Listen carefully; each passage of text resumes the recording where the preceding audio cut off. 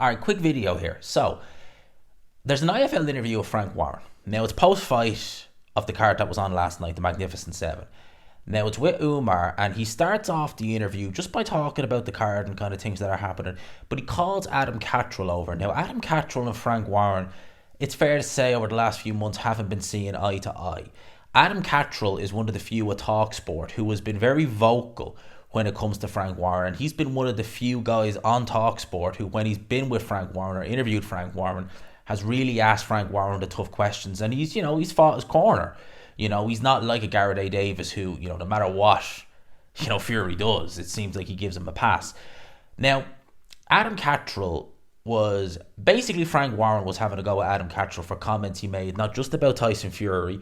Obviously, Adam Catterall was saying, and he said in the little kind of, was more Frank Warren talking than Adam Catterall, to be honest with you, saying that, Fury was ducking Usyk. He even said he wouldn't fight him, to which Frank Warren was like, that never happened. Well, it did, Frank. It actually happened in September.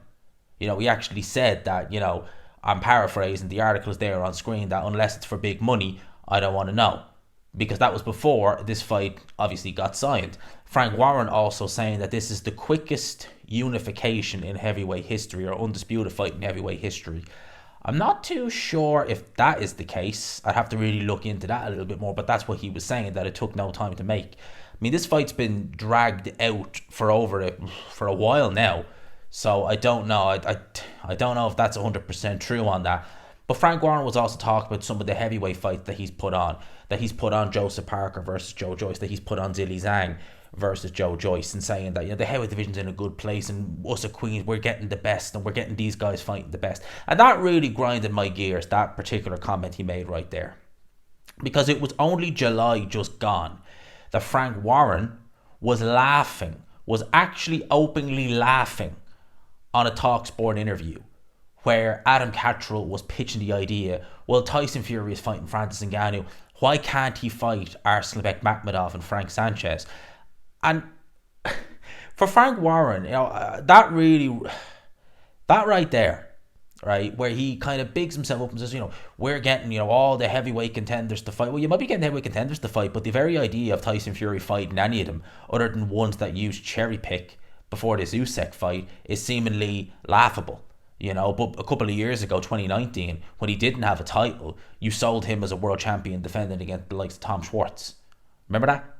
And for those who don't remember Frank Warren saying and laughing at the idea of Tyson Fury fighting a Arslan Bekmambetov or someone like that, Frank Sanchez, because Adam Catterall, to his credit in this little altercation, and Frank Warren didn't really let him get a word in, he mentioned the fact that basically Fury fought his mandatory in Dylan White and then fought Derek Chisora. Why?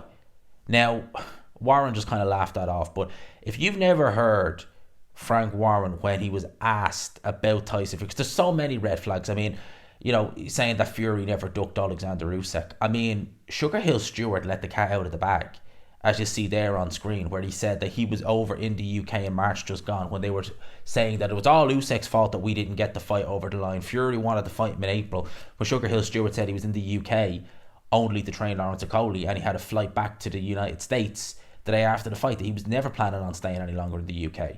So Frank Warren, he's acting like now, because Fury Usyk is signed, that somehow exonerates all the BS and all the ducking that happened earlier on this year. It doesn't. That's still there. That still happened. Just because you're fighting him now doesn't mean that all that ducking didn't go on. A very good example, and it's a brilliant example, is Canelo and Triple G. You had Canelo Alvarez for ages telling people that he wasn't a middleweight when he held a version of the middleweight world title. Triple G ended up being mandated to fight him by the WBC. Canelo saying, well, I'm fighting at 155 because, I'm not a middleweight. What? And the funniest thing is, when he says, I'm not a middleweight, he then vacates that WBC title, goes and fights Liam Smith at 154. Then he has his next fight, not at middleweight, but against Chavez Jr. at 164.5 super middleweight. And only because Triple G'd shown vulnerability against Kell Brook, and particularly Danny Jacobs, he took the fight. But 2016, the whole way that year, and I remember Canelo at the time, you go on his Instagram or you go on his Twitter, and all the comments at the time were, why aren't you fighting GGG? GGG. That's all that was mentioned at the time. Just because he ended up fighting, he fought Triple G 3 times. Just because he fought him in the end doesn't excuse what he was doing in the late part of 2015, early 20, or the whole of 2016. And just going back to what Frank Warren was saying about, Queensbury are getting, we're getting Joe Joyce Zhang. We had that last year. We had, this year we had Parker. Listen to what he said to Adam Catterall himself. And also when Garrett A. Davis asked him, this is back in July, right? When Garrett A. Davis asked Frank Warren, this is before Usyk fought Dubois, and obviously the Ngannou Fury fight had only been announced. When they ask at the end of this interview, Frank Warren, what will happen when Fury beats or fights Francis Ngannou? What will happen with Undisputed? Have a listen. Yeah. And then and he holds the other 2 belts. So there isn't anybody else, any other champion to fight. What about Makhmudov? What does he rank? Number 5. Number 5 in the WBC. Arslanbek Makhmudov or Frank Sanchez, they're 4 and 5, Frank. Yeah. I mean, what planet are you on? We're in the business of selling events here. So, they walk down the street, would anyone know them? No, but it's I bet you don't even know what they even look like. Have you ever seen them that much? When this fight is over with Fury and Ngannou, will we be pursuing the undisputed title for the heavyweight division now? It depends who holds the belts.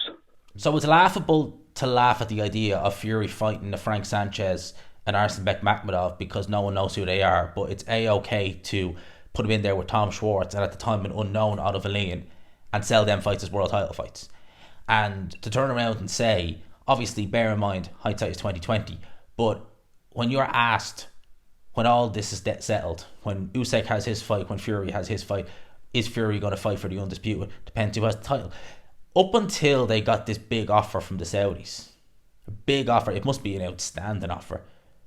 I don't think if this offer ever came in, we'd ever see this fight.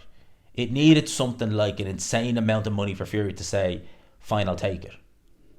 But Frank Warren seems to think that now, because it's signed, it exonerates him of all the ducking that he was doing earlier this year. You want to bear in mind that they tried to do this fight because Joshua, go listen to the interviews, late 2021, saying that for the right amount of money, he'd consider stepping aside to make this fight. Fury had only just fought Deontay Wilder, so he was ready to go in. He could have been ready to go straight into a unification with Alexander Usyk, and he said he needed a tune-up fight. So he ended up fighting Dillian Whyte, which meant that Usyk had to go and rematch Joshua. So they could have done this fight going back to 2022, but it didn't. Now, Adam Catterall, I like listening to Adam Catterall. I like Fight Disciples. I like listening to him on TalkSport. He's very good.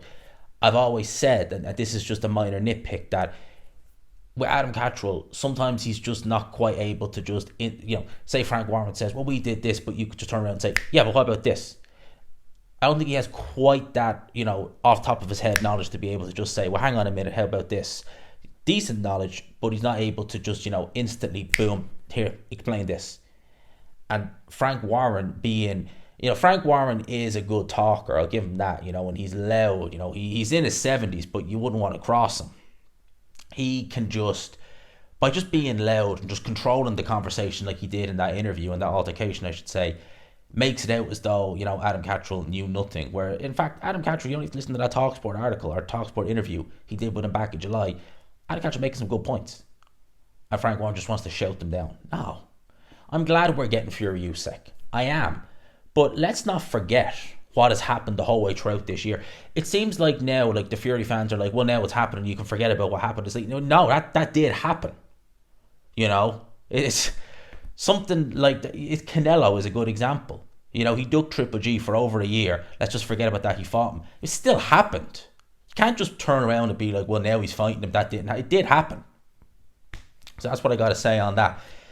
Let me know your thoughts. If you've seen the video of Frank Warren and Adam Catterall, let me know in the comment section below. I hope you enjoyed it, people. Smash the like button if you could. Hit subscribe, of course, if you haven't already. For now, I will leave it with that. Peace.